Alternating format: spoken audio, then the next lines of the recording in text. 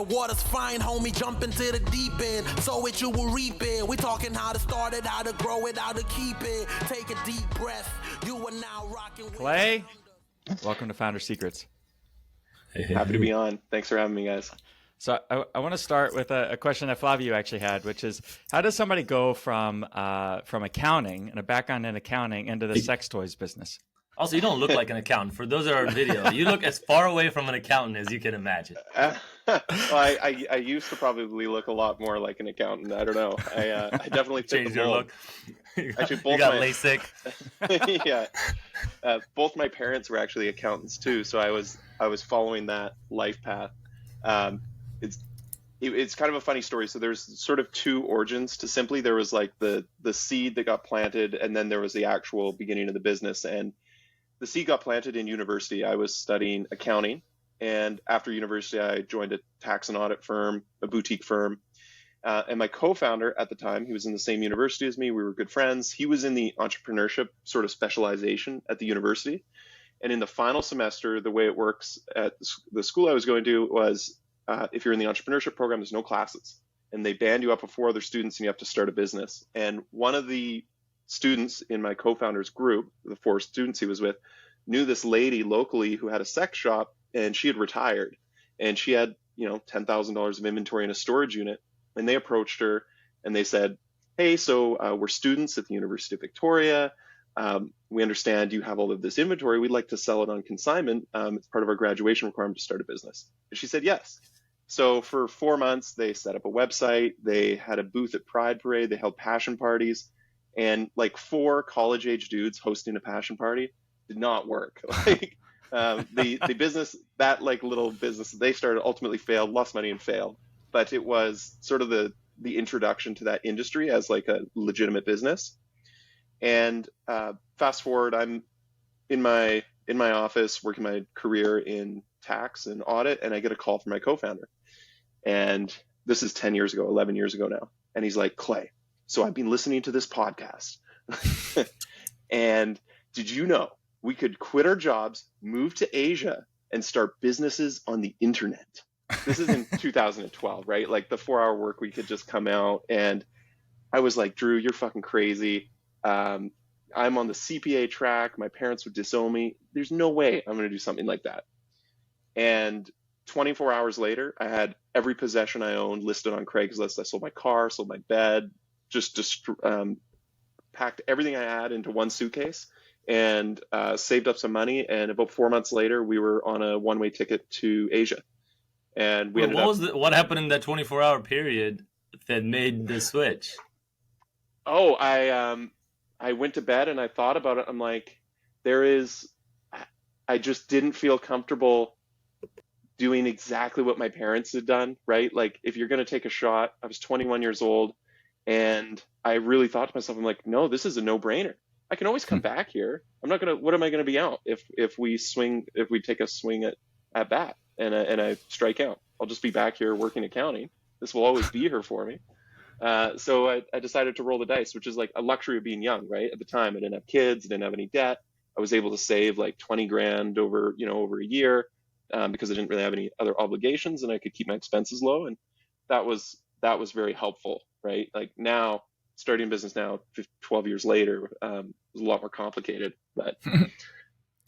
I just want to say that I feel like a lot of us read the 4-hour work week and we all thought, we should move to Asia. All of us had that exact, and one of our friends calls and says, Flavio, we should go there.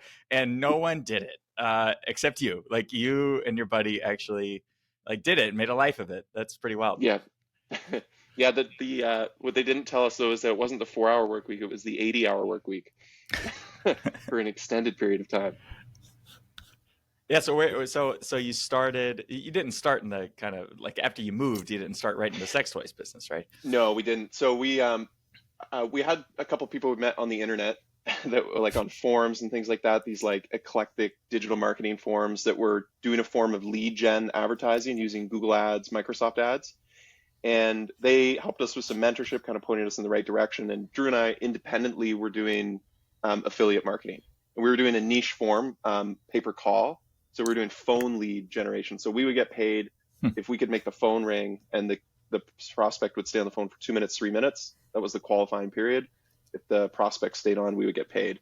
And we use Google Ads and Microsoft Ads to generate these leads. And this is where, for me, very low barriers to entry in affiliate marketing, but very difficult to succeed because, very thin margins, all the obvious angles are kind of taken, especially with paid ads. And you can lose money at it because you're paying with Google to generate the leads.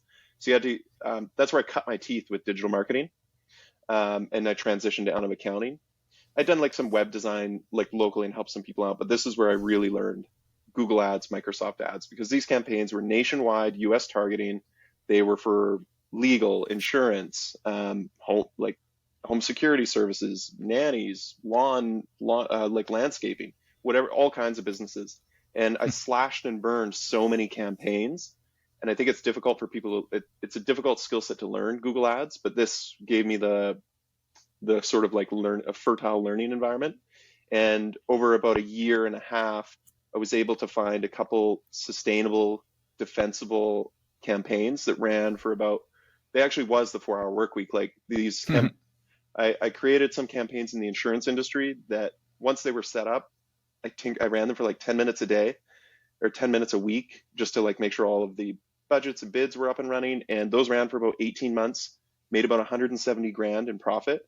And that was the seed capital to start Simply. So I was really fortunate to be successful in affiliate marketing. And Drew and I looked at each other 6-8 months in to Asia, and we're like, this affiliate marketing stuff, sure, we can make a little bit of money, but it's flaky. We're really just trimming a small piece of each business. We're not building anything for ourselves. And we wanted to build a real brand, and create a real asset, because we felt the affiliate marketing could be pulled out from under us at any minute. And sure enough, it was a change in how Microsoft Ads was serving the click-to-call function, just destroyed our campaigns, destroyed the unit economics of our campaign, rather. So we were right to expect that if we did build a successful campaign in affiliate marketing, it was unlikely to be a long-term sustainable asset. So we sat around the table and we're like, okay, well, let's get into e-commerce. Let's start a business together. And we thought, well, what could we sell? And, we're like, okay, well, we could sell art supplies, iPhone cases. What about sex toys? We have a little bit of experience there. And we one sec. Before you go to the sex toy, I'm just curious on the affiliate. So I guess, how does that? You just go up to an insurance company. It's like, hey, instead of you running your own ads, just pay us. We eventually I did that, but I started by using publisher networks. I don't know what maybe some of the ones are now, or affiliate networks. And there was some special affiliate, niche affiliate networks for just phone leads. A lot of service-based businesses use phone leads. With a few quick Google searches, you can probably find some of the big affiliate networks. So you sign up for them, and then you just send them leads. They send you money without having a direct contract with the actual, say insurance company or the legal company. And you're saying, I guess usually I think of an ad, you click on it, or even Google now, right? It just tells you if I look for a service provider on Google, it just tells me, hey, here's the plumber near you. And I guess there's a lot of search engine optimization into making your plumber show up higher than my plumber. And but you're saying so help me understand how you click to call. I guess this is on mobile. So we were you integrated all this Twilio, you actually built a phone system too. Yeah, if you can share a little bit more, what's special about so I can give some. This is what really taught me a lot about how paid search works and how you can succeed with paid search in general. So we were doing exclusively mobile targeting and using the click to call feature, which is a Google Ads, Microsoft Ads feature. So the ad pops up and then you can click and then it rings and calls through to the business. And what we were doing was you could bid, say, the keyword insurance and then send traffic to a phone, somebody's going to pick up the phone and convert the lead. Maybe that's car insurance or something like that. But with general intent queries, just insurance, somebody might actually be looking for home insurance, car insurance, life insurance. And there's a lot of these queries where your offer is one product, but the user's intent might be 3 or 4. It's easy on a website because, you send somebody to the site and you have like 5, 6, you just send them to the right place on the website, or you have a landing page that shows your 6 different offers. So on the phone, we actually started connecting multiple affiliate offers into one IVR system. So it'd be like, it was pretty simple, actually. It was like, if you're looking for home insurance, press 1. If you're looking for car insurance, plus 2. And then it, based on what the hours were available and what state the person was calling in from, it would intelligently route them to the most profitable offer for us of who was willing to pick up the phones. So we managed this kind of system. And that, but the that seems like a real to your point about you were just the middleman, that seems like a real product and business that's valuable that you're building there. And that's what made it defensible, is that's what gave me the unit economics, is everybody else was bidding and promoting one offer. I was promoting like 5 offers. So of course I was able to monetize multiple intents. And that sort of concept really landed with me. And now when I think about Google ads and running ads, a lot of people will like bid keywords and send traffic to their site for general like intent queries. They're commercial intent, but they have so many possible intents. It's like you walk into the department store and all they have is like fishing supplies. It's like you need to be able to monetize all of the intents of the keywords you're bidding on.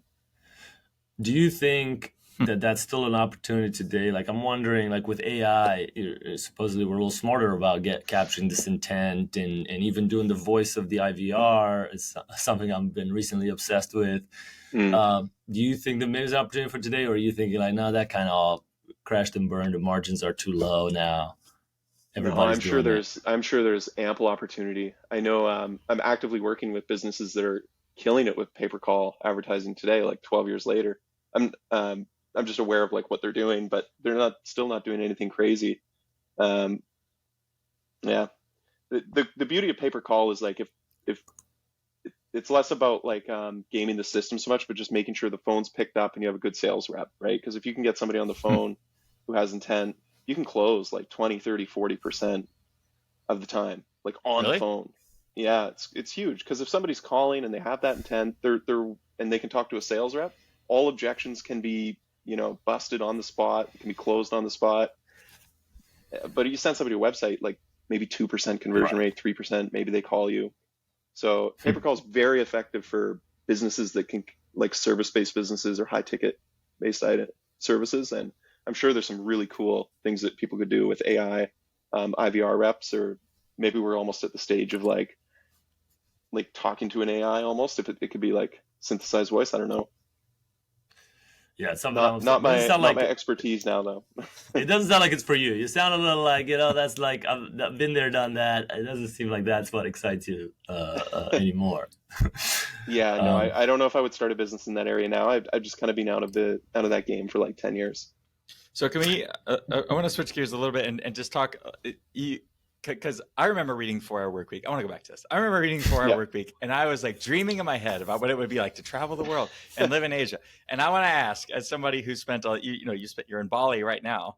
You spent a lot of time in Asia, and you grew up in Canada. Like, can you speak to the listener, maybe the young entrepreneurs out there, those who haven't been, like, what is the contrast real? Like, what is kind of the day-to-day entrepreneurial life like in, say, Vancouver or a major North American city versus in, let's say Bali or somewhere else? Yeah, so I'll give you the most striking example. So I was going back and forth between New York and Bali like every 6 weeks, because my daughter goes to a school here, and it's sort of become a second home. In New York, like if you're walking down the street, you overhear people on the phone, they're talking deals, they're talking numbers, they're like, we got to close by Tuesday, whatever. It's on, the energy's up and the gas pedal is in.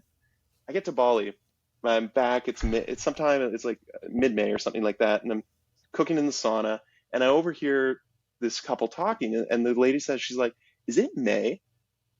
I'm like, it's May 15th. Like, you don't even know what month it is? So I think that like what happens is in Asia, like in particular in Bali, like people get really caught up in the lifestyle here. I think there's a lot of people, and I was friends with a guy named Mike. He ran a co-working space here for like 7 years in Bali, and he says what he saw, he'd see a lot of the like 4-hour work week wannabes, or like legitimate business owners, or people, programmers, photographers, designers, all kinds of folks would come through. And he says a lot of people think, they're just going to come here, make $1 million, and they end up just drinking beers on the beach, making some friends, and like they just kill all their time.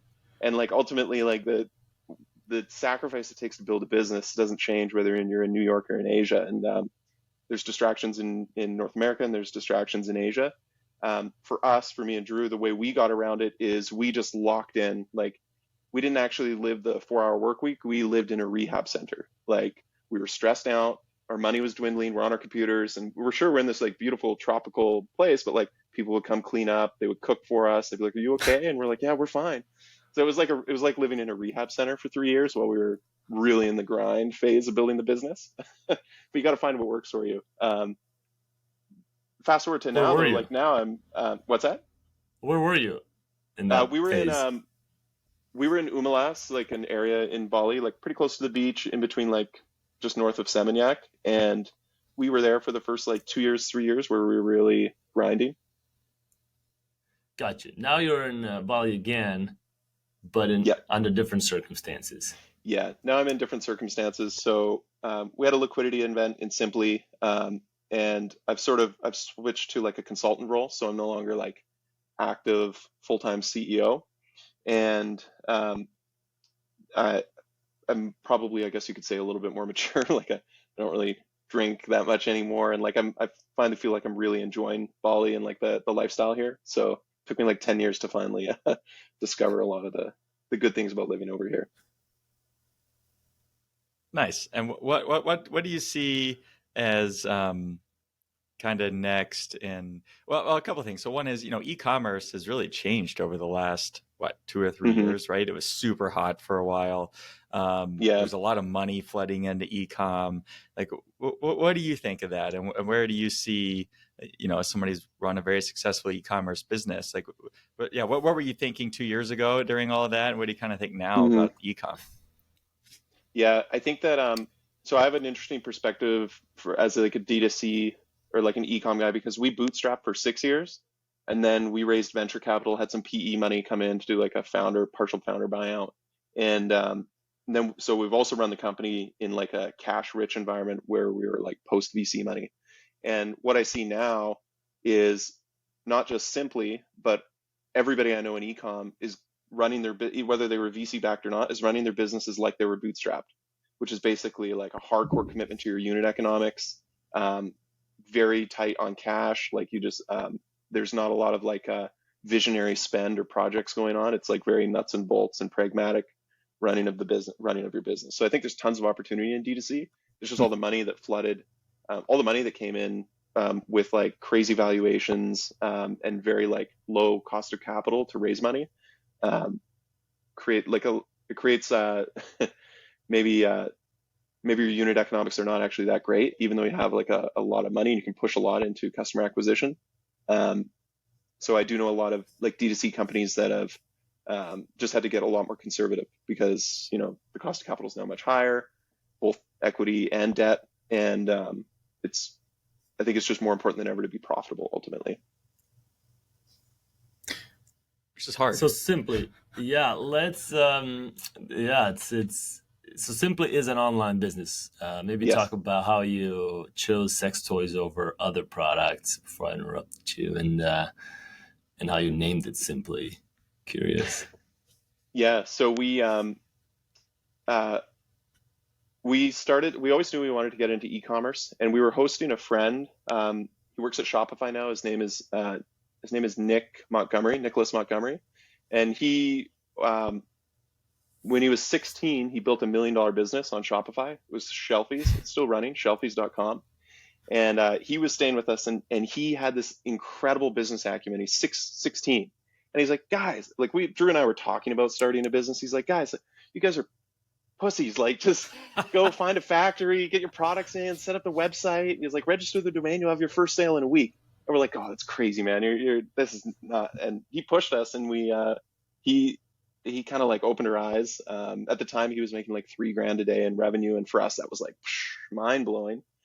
And then we basically registered the domain right there on the spot. So we chose Simply Pleasures, or Simply Pleasure, and we kind of had like a mock-up of the logo, which was the logo's changed now. We've rebranded or like brand refreshed, but it was kind of like a heart shape, and we basically just hit the gas pedal as hard as we could. We're like, okay, that's the logo, picked in like 6 hours, domain registered, found a factory within like 2 days, got a bunch of MOQs mapped out, and placed an order for our first run of products, found a 3PL. We just started knocking down, like, we started negotiating like the minimum order quantity for like different factories. Some require like 500 units, 1,000 units, like the minimum run. And we just jumped in to, what's the expression? Yeah, we just jumped in 2 feet into the deep end and didn't look back, basically. But how did you go to the factories, and how were you able to negotiate MOQs or deals? If like, did you have an idea of the demand? Like, how did you know what would sell, or what came first? So we made a lot of mistakes, and one of them was going to China first. We should have started by just drop shipping.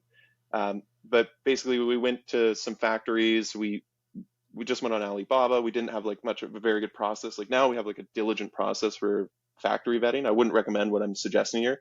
We just went to Alibaba, found a handful of vendors that sold products that we looked at their cost per unit. We looked at the retail price in the United States. We're like, wow, 90% margins. This is going to be incredible. We're never going to be able to lose money. And we approached the factories and we said, we would negotiate a price or ask them what the price was. And then we'd say, okay, well, if we were going to order like 40,000 units, what would the price be, to kind of get an idea of what the delta was, what the potential savings was if we had high volume. But ultimately, we found a factory that would go down to 500 units as the minimum order quantity, and we pressed play on 5 SKUs, and it took us 6 years to sell them. Wow. Yeah, they sat in a warehouse. They got moved to a different warehouse. Like, we completely flummoxed. And it's exactly what I was talking about earlier, where once we set up the website and we were driving traffic, sure, we had a Rabbit vibrator and another type of vibrator, but people had 1,000 different things they wanted to buy. So like our products only made up on average like 1% of the website sales, because they were diluted in the 1,000 SKUs that we offered that we needed. Eventually we had on the site, because we had to convert. We were bidding the query sex toys. Like if somebody searches sex toys, sure, they're commercial intent, but like they could want to buy literally 100 different things. When you think of all the categories, from like handcuffs and rabbits and men and women and couples, and it's crazy. So that's why it took us so long to sell. If I could go back in time, I wouldn't have started there. What do you mean? Where would you have started if you had to do it over again? So I thought about this before the call of like what could I give your listeners, and like what is the actual like actionable strategy that led us to success. And for us, it was, we started dropshipping. So we got access to these middlemen with tens of thousands of SKUs in their warehouse, and we basically just picked and choose what we'd put on our site. So what worked for us and how we got to our first $1 million a year in revenue, we call it like the breadcrumb strategy. So we were willing to basically pick up enough breadcrumbs to make a meal, and we couldn't bid and convert queries like sex toys. They were too expensive. We couldn't even really play on Google ads. Like most of the commercial intent queries were too expensive for us to bid. So we actually started on Microsoft Bing ads, where cost per click were much lower, and because there was less competition. And what we ended up finding, like the director, whoever was running the adult program at Microsoft, and Microsoft had a slightly different way keywords were serving. Basically, Google has some, natural language tools that like you can have spelling variants, misspellings, similar words. But on Microsoft, it was every adult keyword or search term had to be manually human committee approved, basically to avoid any like potential, oh, that wasn't actually adult and we're serving adult ads. And we talked to Microsoft for like, who's the human committee that approves these keywords? And like, okay, well, we have a quarterly process. If there's a certain amount of volume monthly, we put them in a queue, we review them, and then we approve them. So Drew and I became like these maniacs. Like every week we were sending like lists of keywords, of commercial intent keywords that had volume, to get them approved on Bing ads for the adult program. So between 2014 and 2015, we tripled the size of the list of approved keywords on Bing. And that they're still approved today, but now everybody's bidding on them. But at the time when those keywords were approved, nobody was bidding on them. So we were sending traffic to our site for a penny. Like we would bid for a penny because nobody else was bidding on these keywords. We were the first ones to bid on them. And we would We'd say, okay, well, hollow strap-ons or jewel butt plugs is like a penny a click, but we didn't have these products on our site. So then we would go to the dropshippers, add those products to the site, set up a collection for that category, and then that's how we got started. And then we had all this cheap traffic, we had the products, we were making sales, and we just kept adding collections. So we had hundreds of collections and thousands of products at the end of a year of this process. And that's what I mean by like the breadcrumb strategy, like going where no one else is willing to go. And eventually we were at $1 million a year in revenue, and we got to profitability that way. There's so That's many, incredible. Yeah, there's so many like nuggets Yeah. in there, because I feel like that this is an example of, if you come up against a regulation or some big infrastructure that's trying, or bureaucracy that's trying to stop you, most people would just say, "Oh, I can't do anything about it." But you all, you're like, okay, how do I operate in this structure and make it work and make it be profitable? For us, I mean that's remarkable. Yeah. Yeah. Well, I mean, we really tried everything though. Like a lot of it was we just were 23 years old and had tons of time on our hands and didn't have the money to hire other people. And so we were really just trying everything. We had a big poster on our wall that just said, it was like a bubble board, and in the middle it said like traffic equals money. And then out of it, we had like a brainstorm of like, okay, social media. And then it had like all the areas within social media. And then we had another one that was like paid ad, and like, we kind of had this like branch of like, and we literally just went through and tried everything we possibly could. And a lot of it didn't work, but ultimately Bing ads did. We just didn't give up really. So what, go ahead, Flavie. I just want to understand the difference between drop shipping and what you did before. I'm not sure I understand what the difference is. That you said like you did it wrong the first time and then you did it better and you would do it different. Like what does that mean? Drop shipping versus, Yeah. So we drop shipping, it can be a great way to start. The margins are lower because somebody else. What does drop shipping mean? Like, yeah, you're basically somebody else is owns the inventory and is shipping on your behalf. So they'd be shipping on behalf of. Wouldn't be the factory necessarily. To be like a warehouse, a distributor in the U.S. Typically, like they might fulfill like wholesale brick and mortar stores, and also they do online fulfillment for different websites. Where do you find these drop shippers that have the product that you're trying to sell? Yeah, so there's there's a tool, Inventory Source, and FlexPoint, FLEX.com, and they have inventory supplier lists, and basically they have all the syncs built to sync the inventory of the drop shipper up to your Shopify store. And if you contact the reps, they have like drop shippers that are hidden, or they don't have them in the public directory. There's like another 100 or 200, just for whatever reason they keep them like not publicly available. But there's hundreds of drop shippers in every industry, from like ammunition to fishing supplies to literally everything on there.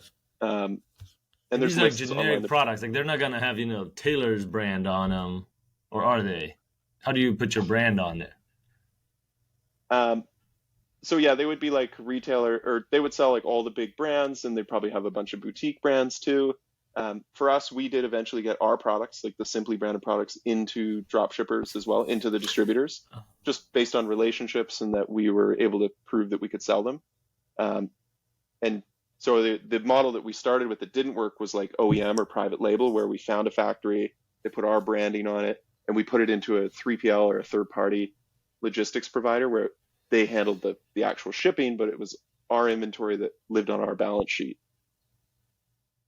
As opposed to drop shippers, it's the inventory is on their balance sheet, is their problem. You just send them orders and an address and they ship them.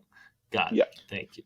And the process is that you realize that there was demand for these types of dildos, and then now I got to go find somebody who has these dildos. So you go to this website, and then you source through 1,000 dildo types, and then you're like, okay, I want to do business with this. Source a lot of dildos, and then when somebody pays, so if I come to your website, if I come to Simply and I buy that dildo, then I get your. Like, how does the process work from there? Like, how do I see it as a customer? Well, that's the beauty of it, because if the customer comes to our site, they buy through PayPal, we get the money instantly. If they buy through, they pay on their credit card, we get the money tomorrow. And then we pay our drop shipper in a week or 2 weeks, and then we pay them on Amex, so then we can pay that Amex bill like 30 days later. So we collected our cash same day. There was no managing payables, direct to consumer business. So basically, customer pays, we get their money right on the spot. And then we route the order to the drop shipper. They receive the order and ship it, usually within 24 hours. And then usually at the end of the day or the end of the week, they send us an invoice for all of those orders, and we pay them. And they take their fee. And you're just marking up, like, you know how much the dildo costs, and you mark it up, and that's the business. That's that business. That's the business. Yeah. That margin hopefully yeah. is less than how much you paid to acquire that customer. Exactly. Yeah. Taylor just likes to use the word dildo in every question, if possible. But I look like at your LinkedIn, and it seems like you have a passion around this space. I think we've been talking a lot about economics and making money through the business, and whether it's ads or dildos. But it almost seems to me, and I'd love to hear what you think, like you seem like to have a passion around sex or pleasure, like giving that to other people. How would you define that, or am I even right? Yeah, 100%. This actually turned out to be really important in like going the long run and building the company. But I think more broadly than like sex and pleasure, it's just Drew and I as co-founders, we believed in having fun. And when it comes to sex, we believed that people want to keep it light. They don't want to take it so seriously. They just want to have a good time. And it turned out that was a really important concept to getting people to try new product categories and try new products and buy. The more we could keep it light, keep it fun, keep it colorful, that kind of thing, the more we would sell. So we started the business, and it was written down when we wrote each other a letter when we started the company about like, how much are we willing to invest? How much time? What does success look like to us?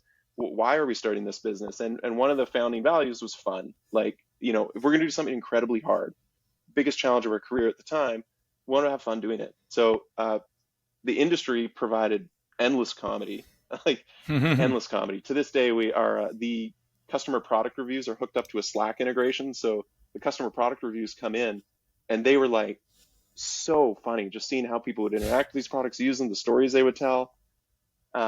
And then we eventually actually started hiring like practicing stand-up comedians to start responding to our customer product reviews and like teasing them, roasting them, making fun of them, making light of their experience. And then that became like this virtuous cycle where like people would buy more products and leave a review just to get like a comedian reply. And that was an example of how our founding value strung into the company as we kept evolving and building. And when we everybody that has worked for the company and does work for the company would say the same thing. Like, it's the most fun place they've ever worked, very open, and has been a career highlight for everybody that worked for us as well. So really proud that we were able to create that idea, fuse that, like, I guess you could call it that passion into the business. And it was incredibly important for like our employees and our customers and for me and my co-founders just experience. You don't like people judge you when you tell people that you're like, hey, I run a sex toy company. Like, does that impact even your relationship with your wife or your friends or your other entrepreneurs? Like, I wonder if that affects you, or that even come up, or how do you deal with it? Yeah, it's kind of like a horseshoe. Like, most people are in the middle and they don't really feel like strongly one way or another. There's like, that's pretty funny and interesting. Tell me about it. Then there's like some people like, wow, that's awesome. I would love to be in that industry. Tell me about it. What are some of the interesting stories? And then there's a small cohort of people that are like, ugh, that's reprehensible. What are you pervert, that kind of thing. And like, there's a few of those reactions from people, but not overall. I think true to like when we started the company, most people just want to have fun and totally got it. Can you speak? I know you've talked a lot about Drew on here, and I find that founder dynamics, or building a business, is a lot like getting married, or it's a very intense relationship, especially the way you were talking about how you all lived in this house together. Can you talk about how that dynamic works in your head, and is it that you could how did you choose your co-founder, and how did that relationship kind of evolve? Yeah, so my co-founder and I were very good friends. We had lived together in Europe when we did a university exchange program, and we lived together in Asia when we were doing affiliate marketing. So when we were doing affiliate marketing, we had a little bit of experience seeing like our work styles. Like, we'd both be on our computers in Asia for months. We were doing the affiliate marketing. We both saw success with affiliate marketing independently. So we both had some marketing skill sets. So we've now lived together, worked together. We have completely the same values. We wrote each other like a letter before we started the business, and it had all these prompt questions. It was one of the most important things we did. We didn't have a shareholders agreement, which I would not recommend. That was just our inexperience. But we did have this letter that we wrote to each other, and it had these prompts like, how much are you willing to work? What does success look like in 3 years, or in 4 years? Like, what would be a failure? What are the areas of business you're most interested in? That kind of thing. And we wrote this out. We kind of like exchanged them, and then we read each other's letters, and we were totally on the same page. And we had a similar tolerance to risk, which was very important, and a similar tolerance to like how we spent money and like managed capital. Not that there was much capital to be managed at the beginning, and that was really important. But I think that, and for listeners too, and I had written this down as something that's like a takeaway for me. What I've seen is like critical when bootstrapping a business is to completely integrate your life with your co-founder at the beginning, and you have to like live and breathe your business. Like if you live separate from your co-founder and you both commute to an office, like I just see it that creates like a little bit more of like distance and friction, but the problems are so present and fast. You need to be able to troubleshoot and solve them so quickly, and keep like communication like seamless between you and your co-founder. For us, that worked incredibly well. And we lived together through all the way up until the VC PE money came in, and that's when my co-founder got bought out. And it was a very successful strategy. Can you talk about that? I guess what made you take VC money in the first place, and I guess would you do it again? Would you do it in your next venture, or what are your thoughts on that? And can you kind of elaborate on what VC is, and for those who don't know? So we kind of had like they were kind of like VC PE hybrids, family offices. So they were creative in their deal structure, and there was two firms. For us, we had to go with family offices because we were in the vice industry. A lot of like VCs with institutional money have vice clauses, and they were basically ruled out, just like we could never get a bank loan. We're basically too close to the pornography industry. But the VC PE money came in. The PE money was like for a buyout. So my co-founder got fully bought out, and I got partially bought out. And then the VC money came in and capitalized the company. So they're investors. We had a convincing pitch about our plan and our results to date. And there was quite a long relationship building period. They sat in on a lot of our board meetings. We showed them like what our goals were, and they saw us hit those goals quarter after quarter. And then they basically issued a term sheet. We found another investor to syndicate, and then we closed the deal. So we raised 3.3 million US came into the company, and that was game changing for us because it allowed us to beef up our inventory and completely cut out dropshippers. So no more dropshipping. We set up a 6,000 square foot warehouse in Salt Lake City and bought all the inventory ourselves. So now we had $1 million of inventory on the balance sheet, and it completely is like jet fuel for a company if you're on that upward track. So it's a difficult decision to make, right? Because at the time we were 7 years in and we bootstrapped, so we were burnt out. Like I remember my co-founder at the time, like before we were raising VCs, like Clay, like I don't think I want to burn out my brain circuits like doing another 7 years, because some of the considerations that I would tell myself to really think about if I could go back, like before we raised VC money, and anybody who's going to raise VC money, especially if you're years into a journey already, is once you raise that money, there's no giving it back. And you're usually going to be subject to like some sort of reverse vest or revest. Like from your investor's perspective, especially if it's the first institutional money in, they expect you to be like the gunshot's just gone off and you're about to run an Olympic sprint or marathon or series of sprints.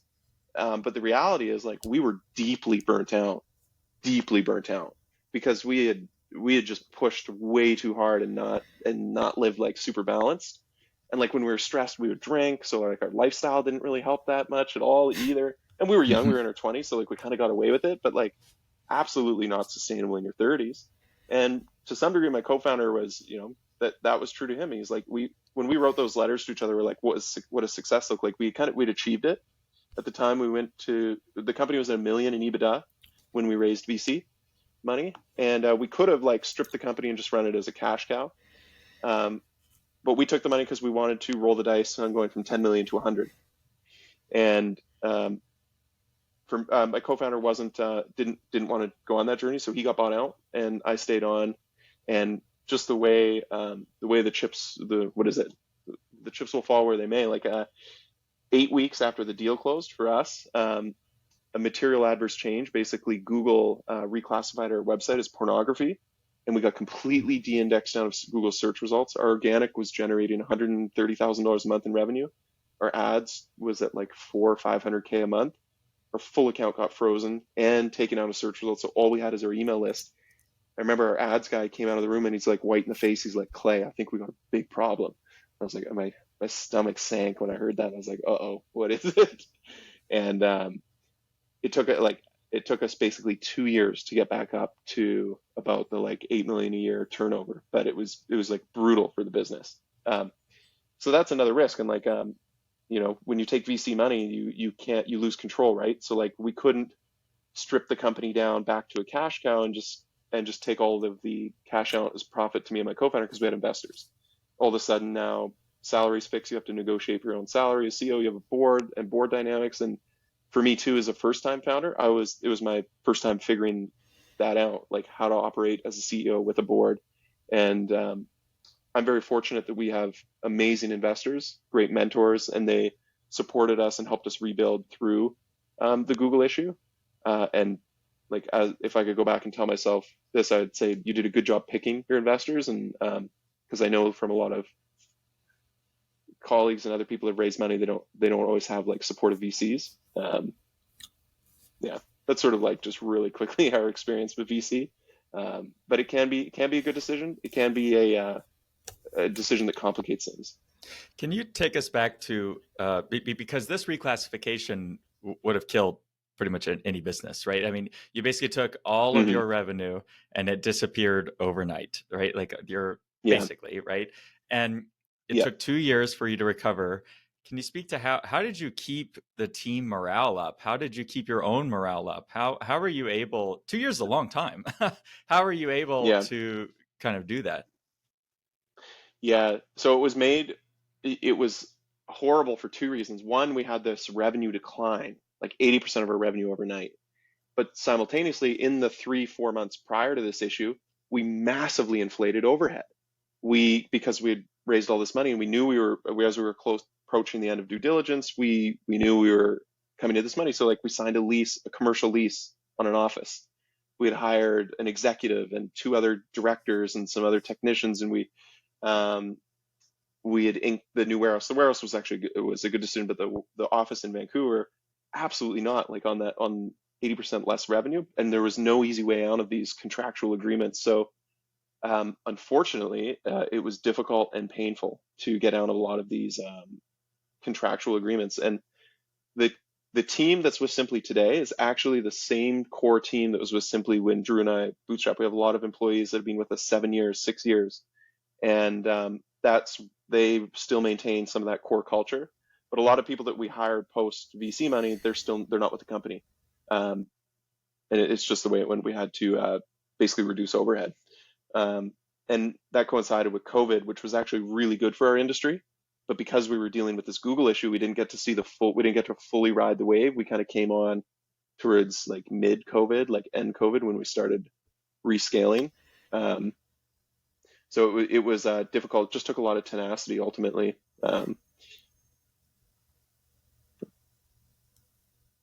Cool.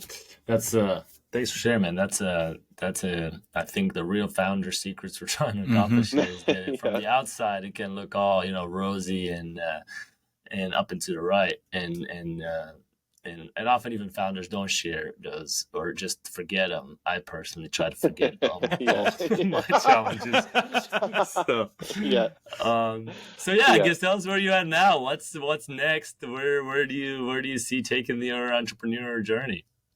Yeah, so I'm still involved with Simply as I still help lead some of the team there, and so Simply is running it's profitable now. We're proud to say it's profitable, and it's running a sale process right now, but it's a smaller company. We didn't get to the 100 million a year in revenue, and for me, I'm at 10 years. Simply's a 10-year-old company now, so I'll still be involved with Simply, but I'm sort of moving on to my next thing. And a lot of the things that I put off in the building of the business, like I missed a lot of time with my daughter. I became very unhealthy when building the company. I was deeply burnt out, and it was like 7 years turned into 8 years. The last year, I really took some time to, get really healthy, catch up, spend time with my daughter. And I've been doing sort of consulting, like Google Ads consulting. We never outsourced our Google Ads. I always managed the Google Ads within Simply. And that was what I did in affiliate marketing beforehand. And just through my network, when I let people know that I was actively doing Google Ads consulting, that kind of like it was a business that started that I didn't even have to like ignite the spark. So I run a Google Ads consultancy now, exclusively for Shopify Plus brands that do e-commerce that are similar businesses to Simply, and that's going well. That's about there's two staff that help, and it's at about 25K MRR now, which is over the last 8 months. So I'm really enjoying that, and I'll probably do that for 2 to 3 years. That in the back of my mind, I'm low-key co-founder dating. I'm excited to get back in and start another business. I don't feel burnt out anymore. Like, I don't know if anybody's ever experienced burnout. Like, my recommendation is just get super into athletics, get super healthy. If you have a family, spend tons of time with your family, do what you enjoy, and then, 6 months, take another reevaluation, you'll probably feel pretty good. And moving to Bali doesn't hurt either. And moving to Bali doesn't help. Yeah. Yeah. What things do you look at when you say co-founder dating? I'm curious how you take your learnings and what do you look for now? Or maybe is it an industry? Is it a type of business? Is it a type of person? Type of idea? What do you look for? So I definitely would never start a business without a co-founder, like a business that I just intended to scale, and it could be 5 years, 10 years.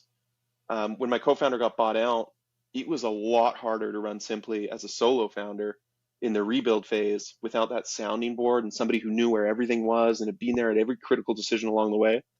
And the data is really clear. Like, solo founders, much higher failure rate, and like 2 founders, higher success rate, 3 founders, higher success rate even yet, because there's more skill sets, there's more resources, there's a bigger network. Like, it's just a better way to start a business. You have more advantages. So for me, what I'm looking for is somebody at a similar like life situation who has similar like amount of time and resources to invest in it, with a complementary skill set. So for me, I'm looking for like a really great product person or a builder. I'm a bit more on the sales side, sales and marketing side. I'm technical, but like duct tape technical. So, and I'm more of a marketer and a salesperson. So I need a really great builder to partner with. And then that's sort of what I'm looking for. And it's got to be somebody super high integrity, that I can spend a good amount of time with as well. But I'm not ready to pull the trigger on that yet. You mentioned spending a lot of time together and integrating each other's lives was important with a co-founder. But now with a family, and you said you would want similar time commitments. So let's assume this person also has a family and they don't live in Bali. Like, how would you integrate those lives together, or would you compromise that? Yeah, I like to point out, and I wrote this down as something to share because I think there's a lot of truth, or there's something to be taken away from the way these 2 individuals did it. These 2 individuals have built billion-dollar companies by fully integrating their family life and their work life and their business life. So Pablo Escobar built a multi-billion-dollar company from his tropical villa. If you've ever seen the series Narcos, he's got his daughters there. His team comes in, they have meetings. Obviously, quite an inspiration. Yeah, it's quite an inspiration. Too bad we can't have him on the pod. Yeah. But then you also look at like Richard Branson. How many billion-dollar companies has he started from Necker Island, where his family lives there? His people come in, and granted, like, he's very well resourced since he's been on Necker Island, but there's this idea of like integrating your family life and your business life. It can work really well. So for a period of time, like, I just lived with my daughter, my co-founder, my baby mama as well, and we all lived together, and we hosted like a revolving door of friends and family. I think now, though, like in my 30s, I'm a little more routine and regimented, so I don't think I would need that. Like, I don't think it would be as important to like live together, but it would be important to have a similar routine. So you're on and you're energetic and engaged at the similar times and similar cycles. That I think is what's most important. Interesting. What else do you have written down? I feel like you have these Yeah, you've got some notes over there. Down. I want to hear them. What else is on there? Yeah. Okay. So like little pearls of wisdom, I guess, the things that, at least in my experience, have been very important and like hard learned lessons that I wish I could pass on to myself earlier. Well, a big one is job rotation vacation. Like, take your vacations, especially if you're a CEO founder. There's a huge ROI on it, and really take the vacation, because when you come back after 2 weeks, you see what broke without you, and then you know what to fix. But you also see what was running well. Similarly, like, we had a controller who was in his position for like a year and a half, never took a vacation. It actually turned out to be a big problem, because once he rotated out, there were some things that nobody knew how to do because he was doing them. And then some other things that he was managing that were taking up a huge portion of his time that were totally not important to the company. But if we were doing job rotation, which happens naturally because somebody goes on vacation, they got to divvy up their roles and responsibilities while they're gone. You, as CEO, if it's your role or somebody else in the company, you have a really clear understanding. It's a really great opportunity to gain a lot of useful information, and about like what work is being done and what work should or shouldn't be getting done. So there's definitely value there. I think the other big one is like your people. When you start a company, I didn't know Simply was going to be a 10-year journey, and a lot of the people that we hired, if I had known that I was going to be working with them 7-8 years, I would have invested twice as much as I did. And the investment we did make in our people, I'm so grateful we did. For example, my EA, virtual assistant, her name's Maria. She is unbelievable. She is an angel. She helps screen my inbox. She knows everything about my life. And in 2016, me and my co-founder, we went to the Philippines. We threw a big party for all our customer service team. There's 8 of them, 9 of them. 3 days. We got drunk with them. We met their spouses. We brought them all to Bali in 2018. We threw another multi-day party with them, karaoke. Just like, it doesn't take much, right? But you can build a lot of rapport, and those turned out to be incredibly important to building the relationship with that team in the Philippines, even though they were overseas. And now they know me, my family, my partner, my daughter, and I know them, and it really built a lot of rapport and got a lot of support and loyalty, and likewise made it more enjoyable for me working with them and for them working with me. So, and also on the skill side, everything that I would like sit down and be like, okay, we're going to like go through a training program to make sure you know how to use this tool, or I'm going to download what I know how to do onto you. So 10 years into Simply, towards the end, the team that had been there 7-8 years, me as CEO, like the actual like work hours that were required to keep the business running were very low, because the team had been around we had multiple people at the 6-year tenure, and there's very few things in the day-to-day or week-to-week operation at that point that I should be getting a call like, we don't know how to do this. So I was able to really focus on sort of the month-to-month stuff. So investing in your people, because you don't know how long you're going to be working with them, and make sure you have a good relationship with them, right? That paid off for us tremendously, and I wish I did more of it.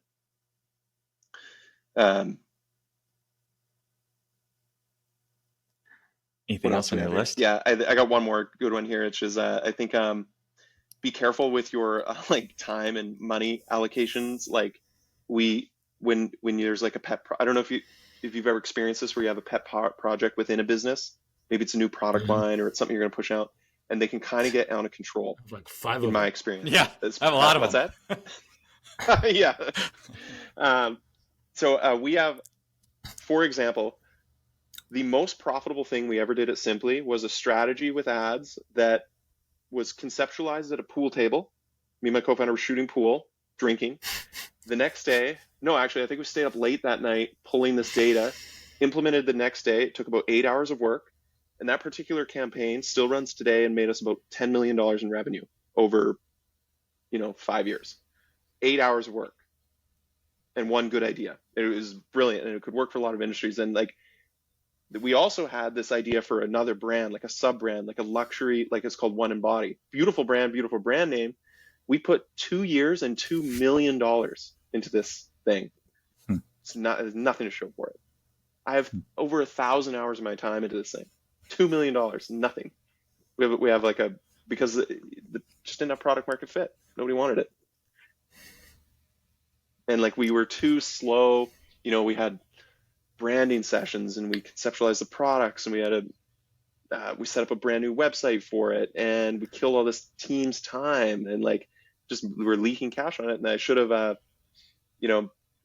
force ranked things more judiciously. I guess would be like my, there's like asymmetrical payoffs when you're running a company, especially when you start getting to scale. Amazing. Amazing. Yeah.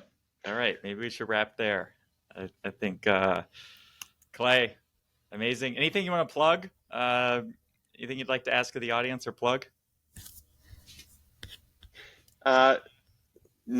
No, absolutely nothing. If anybody is listening to this that's going to start a business, I wish you best of luck, and like stick at it, and make sure you enjoy it along the way, and stay healthy along the way, because those are two things you look back at. And if you're not healthy, and if you didn't enjoy your time, even if you fail, as long as you stayed healthy and you had a good time in it, make sure you enjoy your time with the people you're working with. Those are really important, and they're easy to forget when you're like really just hyper focused on succeeding. Pleasure. All right. Thanks, Clay. Thanks, Clay. Thank you for rocking with the homies. Taylor, Trusty, and Flavio. Seize the day, own it. Until next time, hold it down, hold it down. Hey.